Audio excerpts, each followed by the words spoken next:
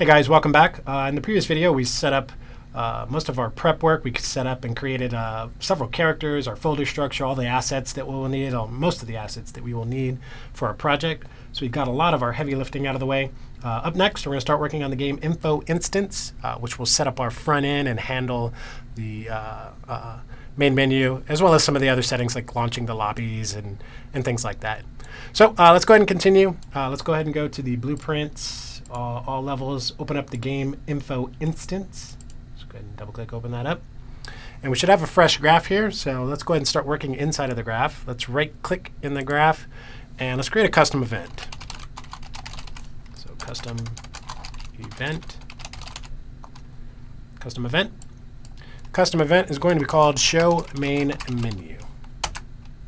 So show main menu. And what this is going to do is actually show the main menu. So let's right click and say create widget. So create a widget.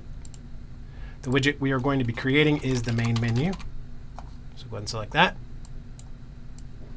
Now I didn't connect this up just yet because there's a check that we're going to run, and I'll show you why in a moment. Right click on this return value and promote that to a variable. And call that main menu WB for widget blueprint. Over in the details panel, just for cleanliness, I'm going to give that a category and just call it widgets, like so, just so that I can do this and say get out of here. Reason we did this is what we're going to do now is take our reference that we just created, our variable there, hold control and drag that into the graph. And drag off this now and say is valid. So we want the is valid with the question mark there. And now we can plug this in.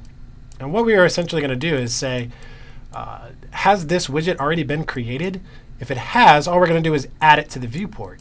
If it hasn't, then we're going to create it. Because what could happen is we can get to our main menu, we create it, and then we go into the options, change some settings, and come back to the main menu. We're not going to want to create the widget again. We're just going to want to tell it to display because it's already been created and stored. So it's just a cleaner way of doing things. So let me make this bigger like so, because we're going to be working in here for the majority of this video. Let's take this variable here, copy and paste it, drag off of it, and say add to viewport. And then connect from the set node there, connect the is valid, plug that in like so.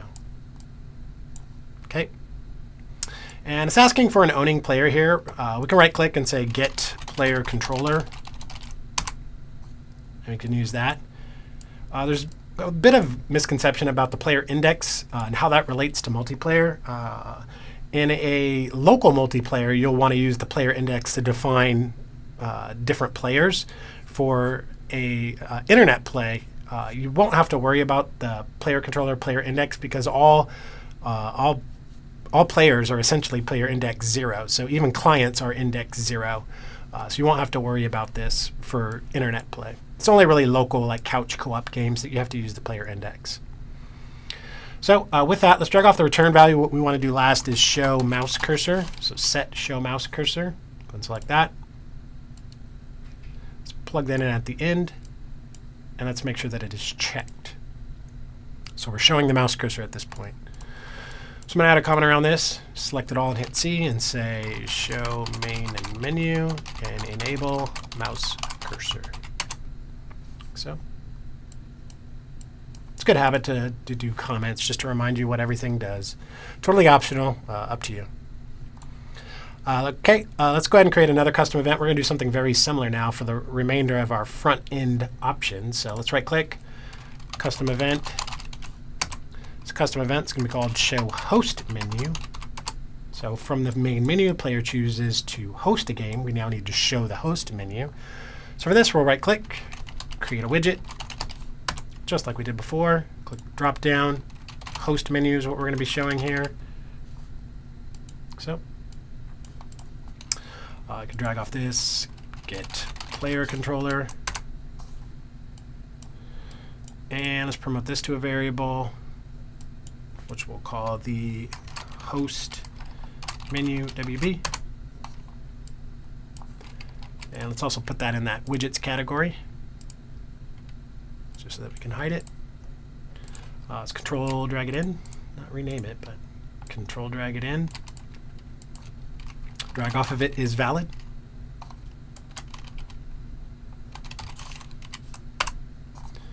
And just like above, so let's connect this up, connect that. I'm going to copy this, paste it, add to viewport. So now we don't need to show the mouse cursor at this point because we've already done it when we've shown our main menu. So this is all we need to do really for this. So I'm going to add a comment around this, and we'll say host game menu. Okay.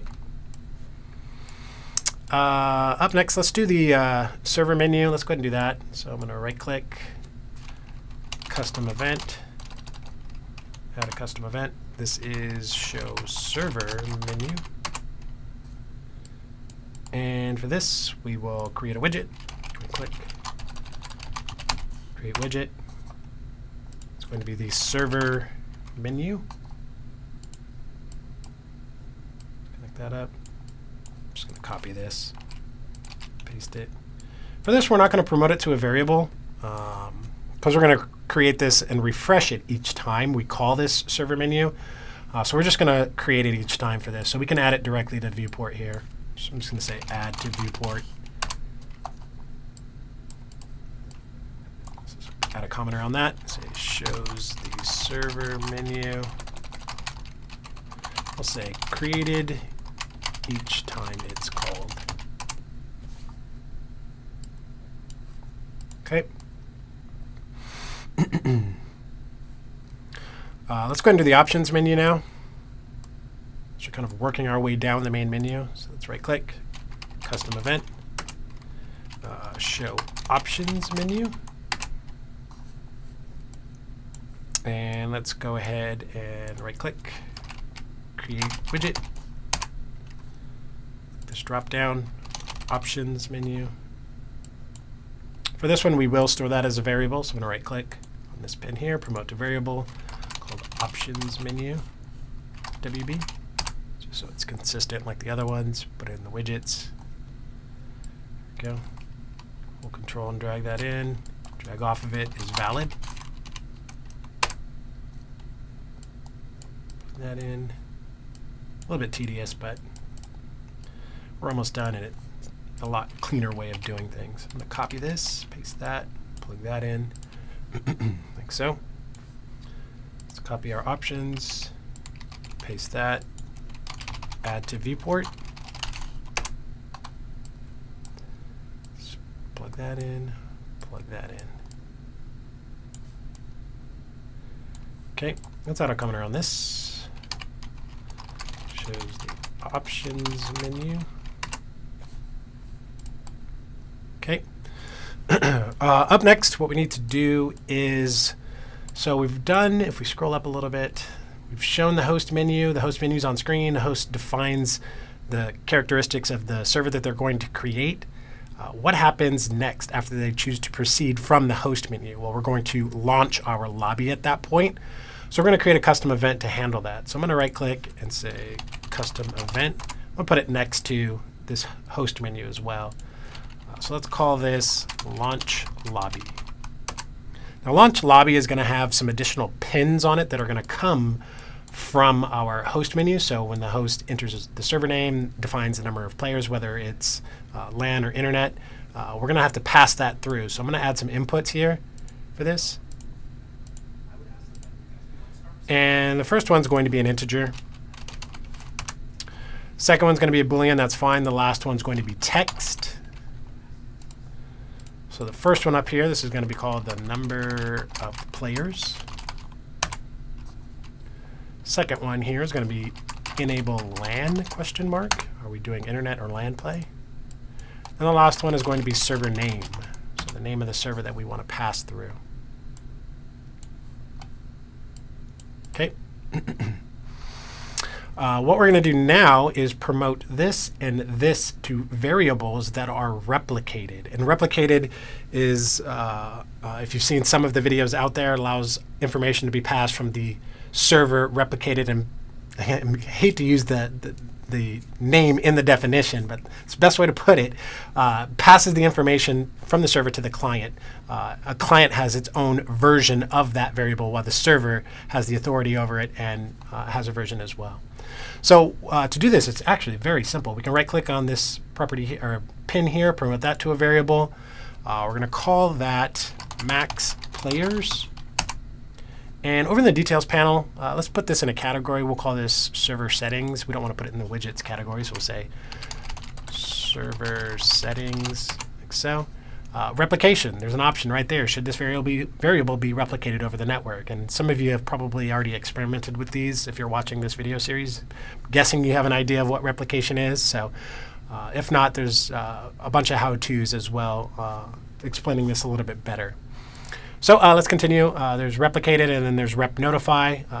Rep notify is the same as replicated. However, a function will also be created that gets called whenever the variable changes. We're not going to use any rep notifies here. We're just going to use replicated. So I'm going to select replicated. You can see it updates. Let's go ahead and promote this one to a variable as well. And this is going to be server name. It is also going to be in server settings, and it's also going to be replicated. Let's connect that up, like so. Now we don't need to promote enable LAN to a variable. We're just going to leave that as it is. So let's, before we continue with this script here, there's one thing that we're going to need to do. So I'm going to hop up here, somewhere to the right up here. I'm going to create a custom event. This custom event is going to be called show loading screen. And that's all I'm going to do for now, because I need to call that here. We'll come back and do this script a little bit later. But we need to call that now, so we're going to say show loading screen. And at that point, it will create the loading screen, add it to the viewport, etc. We're not going to do that just yet. So after we've shown the loading screen, we're going to use one of our first Blueprint online session nodes. And that's going to be the create session. So go ahead and create session is what we're looking for. You can plug that in now. Player controller. We can just say get player controller. Get player controller. Public connections is going to come from the server who defined it. So we're going to take our max players here, drag and drop that on top. So whether or not we are using LAN, that's going to get passed directly through. So I'm going to take this and plug that in like so.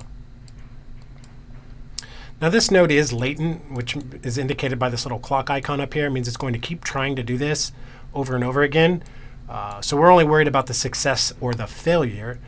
If it's a success, what we're going to do is right-click and say Open Level. I'm going to expand this.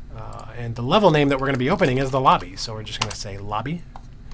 We do need to make sure that the level that we open is a listen server, so that other clients, or so that the server is listening for clients to connect. Very important that you put that in, otherwise you will not be able to connect. So on success, we're going to open the level. On failure, we're going to need to present a message to the user that they failed to create the session. So for this, what we'll do is we'll create a macro to handle that. We're not going to populate the macro just yet, but we're going to create it so that we can finish off our script inside of the event graph here. So hop over to the My Blueprint panel, click the Add Macro button, and this macro is going to be called Display Error Message. And display error message is going to have a couple of pins on it. So we'll have 2 input pins. First is going to be an executable, so EXEC. The second one is going to be a string. And we'll say, for this, we'll say error found. And for this, we'll say error message. So don't worry about the macro itself just yet. We'll come back and do that a little bit later as well. So let's save that. Let's go back to the event graph. We can now call this whenever we fail. So now I'm going to plug this in like so. And now we can enter what the message should be. So we'll say failed to create session. Let's make that caps. Session, please try again. Something like that. Okay, that's all we're going to do for our launch lobby setup there. So let's add a comment around all of this. Hit C and say launch the lobby. with host settings, something like that. Okay, let's see, what else do we need to do? We need to set up joining. So let's see, shows the server menu. We have the server menu on screen. Now what do we want to do if we actually want to join a server? So right next to that, let's create a custom event. And we'll call this join server. So we'll say add custom event. It's called join server. And this is going to have an input on it. So we're going to need to create an input. This input is going to be of the Blueprint session result. So the Blueprint session result, which is all of our online sessions, so Blueprint session. And let's call this the session to join, like so. Okay, first thing we'll do is we'll show the loading screen. So show loading screen. After we show the loading screen, we're then going to use one of our other Blueprint's online session nodes. We're going to right click and say join session. So join session. And it's asking for the player controller. Just get player controller is fine. Let's plug this in. And let's take our session to join, plug that in, like so. And because we are a listen server, we don't need to do anything on the success. We'll just automatically join it. But we do need to present what happens if we fail. So we'll take our dialog message here. I'm just going to copy this one, paste it, and plug it in on the failure. Change the text to say failed to join session. Please try again. Something like that. So that's joining a server. Instead of comment around this. See and say join the server called from server menu. So let's compile and save. And let me double check my notes, see what else we need to do. We need to do error handling, and I guess we can finish off our load screen. So let's do our load screen. Just want to put this right there. So for our load screen, let's go ahead and create a widget. So create widget. We kind of done this already a bunch of times, so let's do loading screen. And we don't necessarily need to promote this to a variable either, so we're just going to get owning player. Connect that up, so. Or, excuse me, not get owning player, get player controller. Get player controller. Owning player you can use inside of a UMG widget. It's the same thing as get player controller. From here, we'll just add the viewport. Oh, you know what? We do need this to be a variable. We do need to promote this to a variable because we're going to need to tell it to go away once we get into game. Otherwise, it's going to stay up and be persistent. So let's, my bad, let's actually disconnect that real quick. Right-click, promote to variable. Glad I thought of that. Let's say loading screen WB. Let's put that in the widgets. Like so. Let's hold control and drag that in. Just drag off of this is valid. Let's plug this in. We'll do it just like the other ones. There is a node that you can use. I think it's remove all widgets from display or something like that. We could use that as well. But if we don't want to remove all widgets and we want to remove just the loading screen, we'll need a reference to it. So that's why we're doing this. Okay, let's go ahead, copy this, paste it, add to viewport. Let's hook this up. Let's plug that in, just like the other ones. So how to comment around this shows the loading screen when called.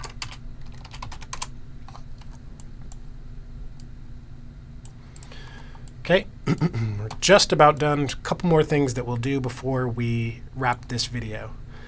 So we need to handle network errors and travel errors. You could do that inside of the GameInstance Blueprint. There's a couple events that you can call.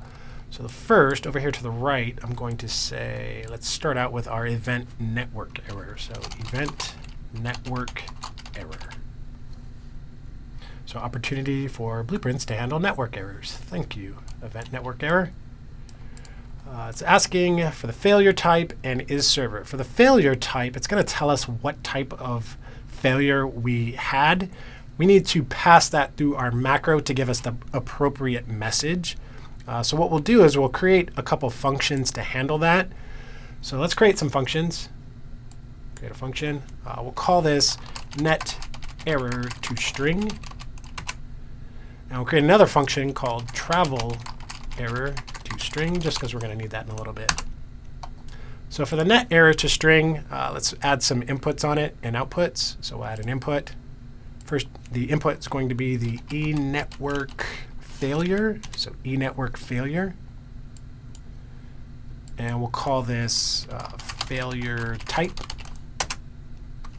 Then we'll add an output, a string. And we'll call this the out string. We're also going to make this pure. We don't need executable pins on this. We could just make it pure. And what we could do is, let's actually do the, did I do the travel error?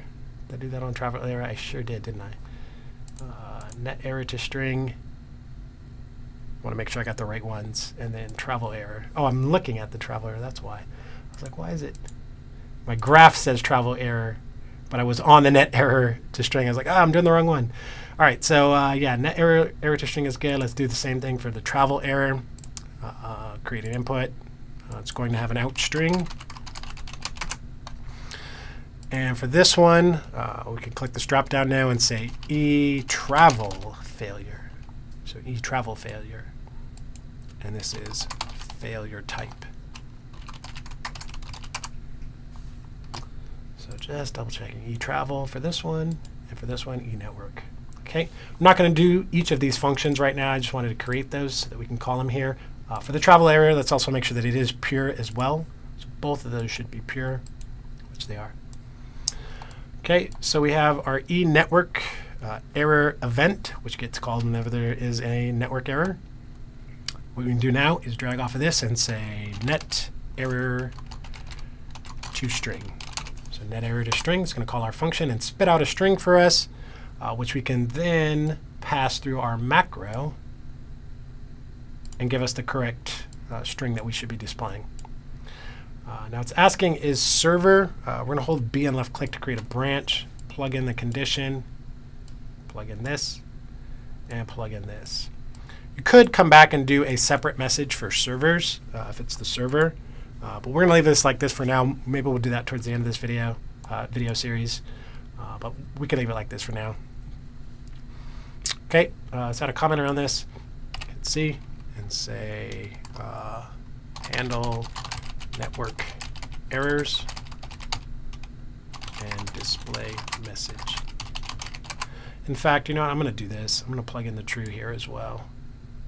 So if it is the server, then it's going to spit out the same message. You could do a custom message for servers if you'd like. So I'm going to leave it like that. And let's go ahead and right-click event travel error now. So event travel error, similar to the network error here. Now we're going to call our travel error to string. So travel error to string. So let's take our display error message, copy and paste it, plug it in, plug that in. So this is handling travel errors. So add a comment around that. So handle travel errors and display message. So. And the last thing that we're going to do before we wrap this video, we need to create a custom event and use one more of our online session nodes. So let's create a custom event. Down below all of these, custom event.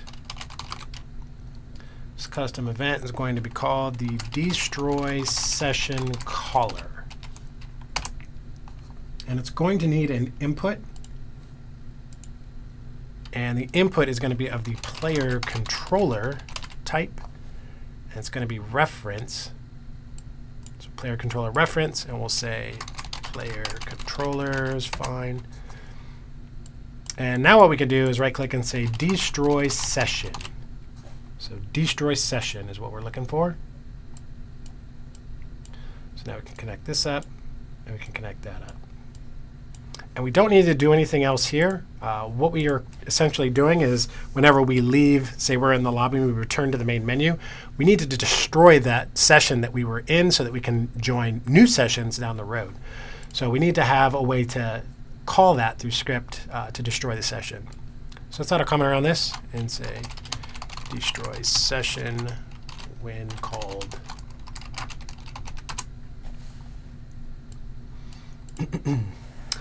All right, our game info instance blueprint is pretty much set up. We do need to come back into these functions later in our macro, but for the most part, it's set up.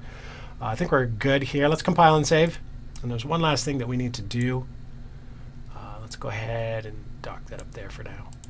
We need to make sure that we're in the main menu, and we need to go into the level blueprint of our main menu map. So let's go up here, open level blueprint. And we don't need the event tick. All we need is just the event begin play here. What we're going to do is call our show main menu event from our level blueprint. So we'll say get GameInstance. So get the game instance and cast to the game info instance, which is our instance. We can connect this up.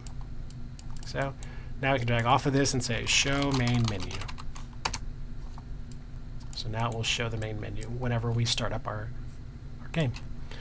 So let's compile and close that and close this. And let's just save all of our work. Alrighty, we are done with the game info instance for now. So we're going to pause and we'll pick it back up in the next video where we start working on the player info structure, our save game. We'll create some thumbnails for our characters that we're going to be using. We'll do that in the next video. So we're going to pause and we'll pick it back up in a few. Thank you guys for watching.